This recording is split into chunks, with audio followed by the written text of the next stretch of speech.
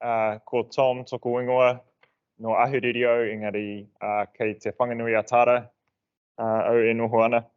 I tēnei wā, I'm Tom, I work for Forest and Bird. I'm the freshwater advocate there, and I'm from Napier originally. I grew up in Hawke's Bay, live in Wellington now, and am lucky enough to come down here every now and then and get to see some of your amazing rivers. I'm really into whitewater kayaking, so I like to get sort of up further inland than the braided reaches lower down. But I have been lucky enough to be taken along by some colleagues to some pretty awesome places in Canterbury. I'm here to talk to you about making room for rivers, which is something that I've become really passionate about over the last couple of years after doing some postgrad study at Massey University looking at habitat, mapping habitat in rivers and how habitat changes. And I'll apologise in advance, I'm obviously not a Canterbury local, so I feel like I'm bound to have mislabeled a map at some stage somewhere. And if I get it wrong, you'll just have to bite your tongue and tell me later. But I've tried my best. So it was alluded to earlier that last year you had some pretty crazy rainfall. I think it was about over half a metre of rain over 3 days in the foothills of Canterbury. And a couple of your rivers flooded pretty intensely. So the Ashburton and Hakateri got up to over 1,800 or just under 1,800 cumecs, I think. It was the highest flow that had been recorded ever since gauging had started, at least. So who knows if it was the highest ever, but at least that you've got on record. And well, the stop banks in Ashburton held. The stop banks in the more rural places did not. So this is one of the spots where it blew out. I've picked this position because one, the Canterbury maps, the records you have of your floods and the mapping you have is pretty incredible. But also I just thought it was really interesting to compare exactly that same house that's sitting there that you can see on the right, sort of what it looked like when it flooded. So the stop bank blew out in a couple of places in different branches of the river. Farms were inundated, bridges were taken out, roads blocked, heaps of infrastructure damaged. I think the numbers I've got might be slightly different to what councillor before me had, but something in the order of $46 million in the way of, that's the same house, by the way, $46 million of insurance claims, about $20 million to clean up, according to ECAN's kind of best estimates. Pretty crazy stuff. And it's only something that we're going to start, we're only going to see it increase basically across New Zealand. So the event you had in 2021 was obviously a bit of deja vu from 2019, I think. And it's sort of one of many, probably at least 8, I think, floods we've seen across New Zealand in the past sort of 4 or 5 years. So Te Tairawhiti was hit pretty hard earlier in the year and is regularly hit. We've had Hawke's Bay, wasn't hit as bad as it was sort of predicted to be, but still roads inundated, infrastructure damaged. Westport, of course, hit pretty regularly and has just had a government sort of co-investment plan put out, which I haven't actually looked at yet, but for how to sort of protect Westport or retreat from parts of or whatever. It'll be interesting to see what's being proposed. The West Coast, Fox and Franz Joseph, of course, the landfill that was sort of blown out there was the big example a couple of years ago from the West Coast. And as I've mentioned, Canterbury in 2019, which was pretty crazy. And I think for me, in the last couple of years, at least the most iconic flood that I remember was the Edgecombe stop bank kind of blowout. Where basically the whole town had to be evacuated when, it's pretty self-explanatory, that photo. It's kind of pretty crazy and pretty telling, I think, of the impacts of flooding across New Zealand and what we're going to see happen increasingly with climate change. So after the Canterbury flooding, NIWA releases its climate statement for the end of each year. And last year they said, after the 2021 Canterbury flooding, found that the extreme rainfall during this event was 10 to 15% more intense as a result of human influence on the climate system. So not only are we going to see it happening more, we're already sort of seeing the impacts of climate change and flooding. Likewise, Gisborne, in less than one day in November, and Gisborne received more rainfall than it did during all of summer 2020 to 2021. And in 2021, with the exception of February and March, every other month of the year had at least one location experience their wettest day on record. It's, yeah, pretty crazy. And those were just 3 quotes I could find from the NIWA sort of online summary of last year's climate. Across New Zealand, we've tried to turn our rivers into kind of big drains. We've tried to move water out of our floodplains as fast as possible, partly, to use the land for things like agriculture or urban development. But the approach of sort of old school engineering, I guess, which potentially came sort of out of the States and the US Army Corps engineers and things, is to move water out to the coast as fast as possible. So this is the Tukituki River from Hawke's Bay. So I grew up north of this in Napier, but there's pretty great examples of I've picked sort of semi-braided or wandering rivers from other parts of the country, not dissimilar to Canterbury, that we've essentially turned into, I say big drains, actually we've made them smaller. And we've encroached on them and put stop banks in the hope that we'll kind of move water out to sea faster. This was my favorite one, to be honest. Crazy. Great line past Waipukuro. And you can go around New Zealand and you can find all these examples. You'll know them because you're from Canterbury. You will have seen the encroachment on braided rivers. But I guess that's kind of the poster child for encroachment, which is kind of a sad thing to have to your name. But all around New Zealand, Otaki, the sort of braidedish rivers in Hawke's Bay, Te Awa Kairangi, the Hutt River. This is an Upper Hutt.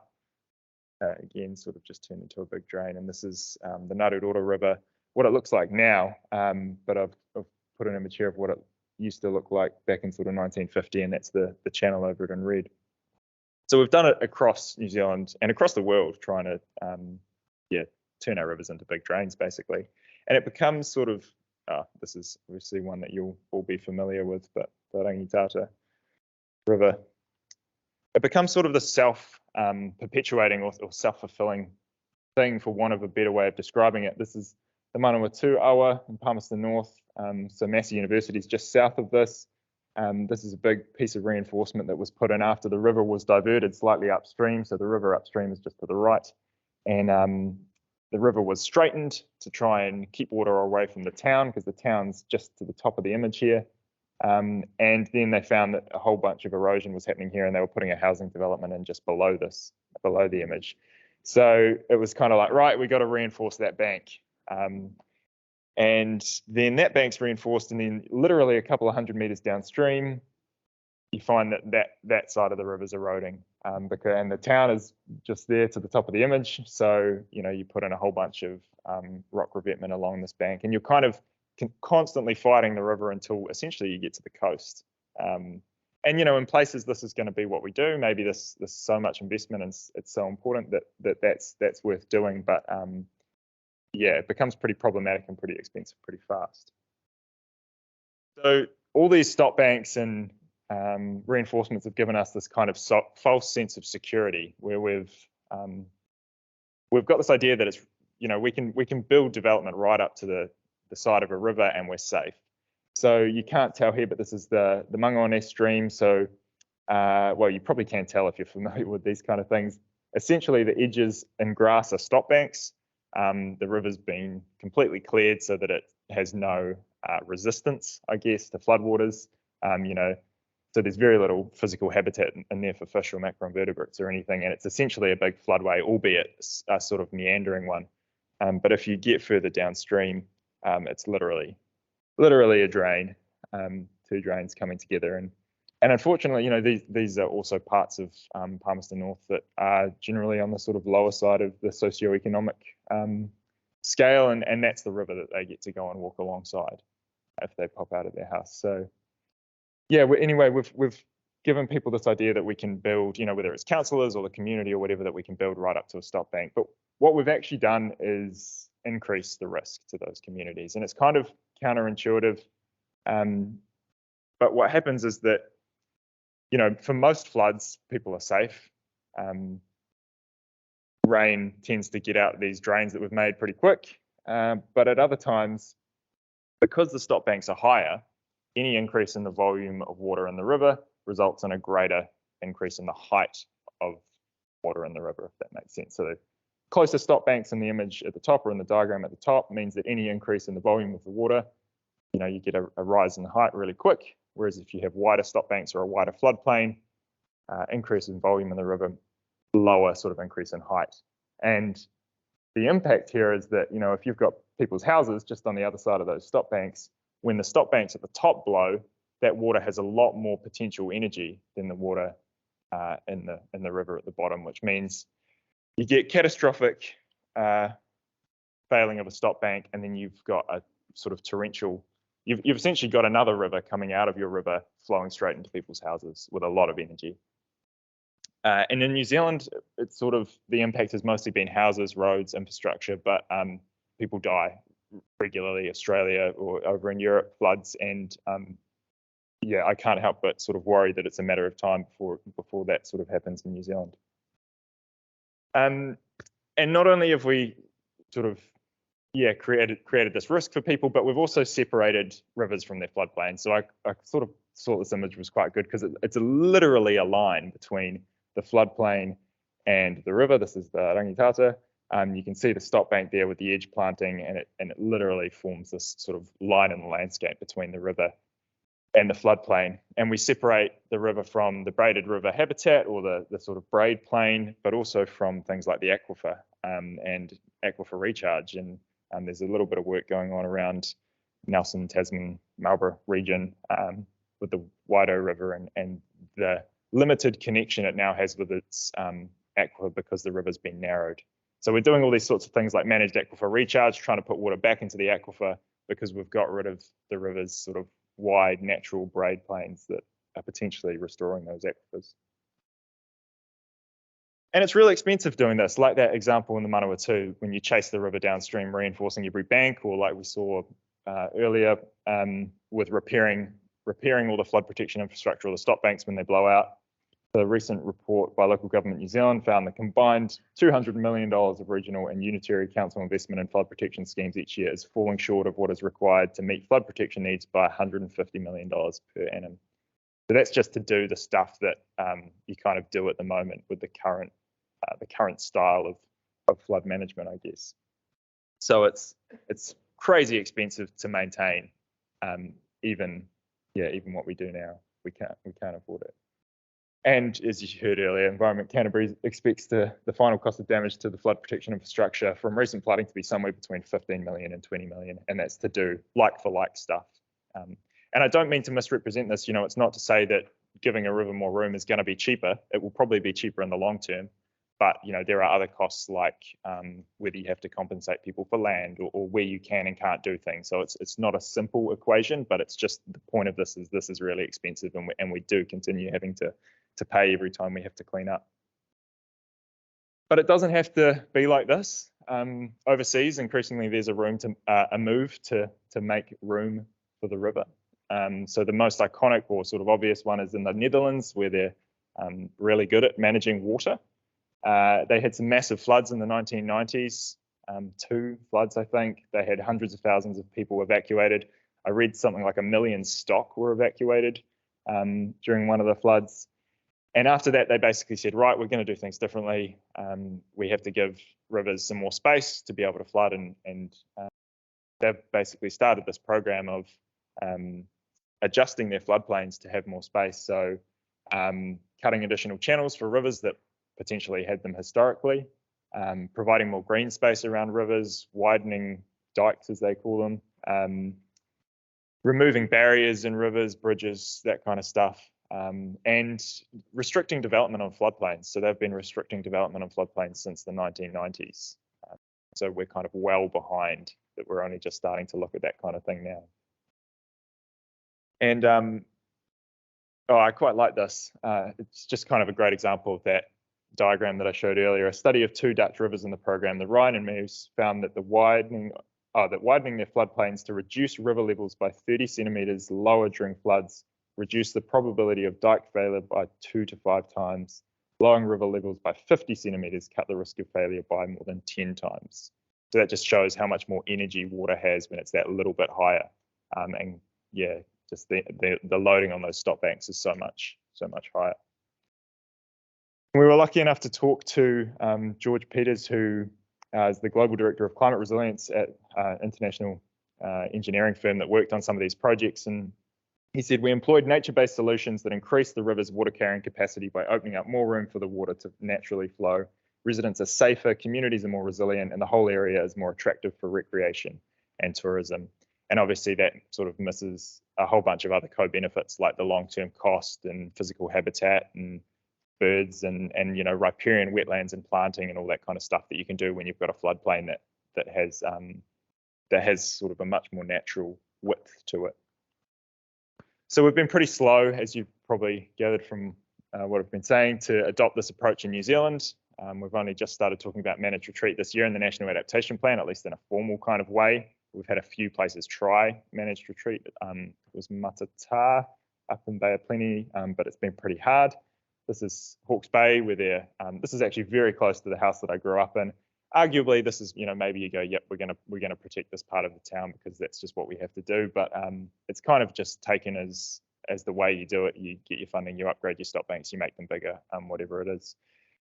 But making room for rivers is slowly making its way into our lexicon as a nation. I guess it's probably starting more with geomorphologists and ecologists than others. So the Engineering New Zealand Rivers Group has made making room for rivers the topic of their conference this year. It was actually meant to be last year, or maybe even the year before. But thanks to COVID, it's happening at the end of this year. So I would encourage people to go along to that if they're interested. There's some really great people lined up to speak. It's in Lower Hutt. And there was a great think piece sort of published on the conversation by some of I think it was the committee of the Engineering New Zealand Rivers Group. And then we've got some councils that are starting to pick up the idea. So Greater Wellington Regional Council's just come up with this Riverlink project. It's actually mostly around transport and bridges and roads and beautifying the river, but it includes things like widening the channel by 90 metres to give it more room to flow naturally, as well as doing some things like strengthening flood defences, but giving the river a bit more room, which if you know much about the Hutt Valley and Lower Hutt and Upper Hutt, there's not a lot of room to give the river more room. So it's quite impressive that they're actually going to try. And even ECAN has started to do little things. It's not massive, but you know, something like the stop bank here. So this is the Orari stop bank realignment 2017. You can see a slight curve in the stop bank. Basically, the engineers at ECAN said that's probably not going to hold next time it floods. They built another stop bank behind it. Then when it flooded, the old stop bank blew out, the river cut in, and the river has ever so slightly more room than it used to have. So it's a very, very, very small step, but it's happening. Conversations are happening within councils, and yeah, it's something that we would really encourage and want to see more of. And I think ECAN's sort of, or Canterbury's the great example of this, just because so many of your rivers used to have so much space and so much access to their floodplains. So that's the Rangitata in 1937, the Rangitata kind of now, for want of a better word, 2016 to 2018 imagery. And then in the 2019 flood, it basically blew out a little, I'm going to call it a stop bank, but someone will correct me on that, sort of near the top of the image there, and then went straight back into its southern channel, which is a floodway in the regional plan, as I understand it, or in the flood maps. But people were still surprised. You know, they've put centre pivot irrigators there, or fences, or farm infrastructure, or whatever. But this is kind of just that perfect example of going, the river's going to take back that room whether we like it or not. So it's just a matter of if and when, and how we kind of provide for that. So yeah, I'll leave it there as sort of just a think piece starting conversation. I realise there's a lot of things to deal with making room for rivers. There's compensation, there's costs, whatever. But the key thing that I'm really hoping people understand, and I'm sure many of you already do, is that what we're doing isn't working for ecology or ecosystems or community resilience, and we kind of need to do something differently. And there's places out there doing things differently, and we can totally pick up that model and apply it to our rivers in the way that works for them. So if this is something that you've been interested in, there's some Forest and Bird magazines out the front. One of them actually has a bit of a write-up of Some of the stuff I've talked about there, and it's something that we're really looking to try and push a bit more through things like the National Adaptation Plan and Emissions Reduction Plan and Climate Change Response Act and all that conversation that's going on, and making sure that Making Room for Rivers is part of that, and echoing other organisations that are doing similar stuff. Thanks heaps for having me. And there's my email if you ever want it or anything like that. Oh yeah, I definitely don't mean to say that we're doing this right. I guess what I'm trying to offer is there are glimmers of people doing things like this. As that photo of a stop bank being built up near the house where I grew up, we're doing a lot wrong still. We're doing a lot of the same stuff. I'm trying hard to find examples, and I had to try hard to find examples of councils that are starting to do things. So by no means am I trying to sort of state that we're on the right track. We're definitely not.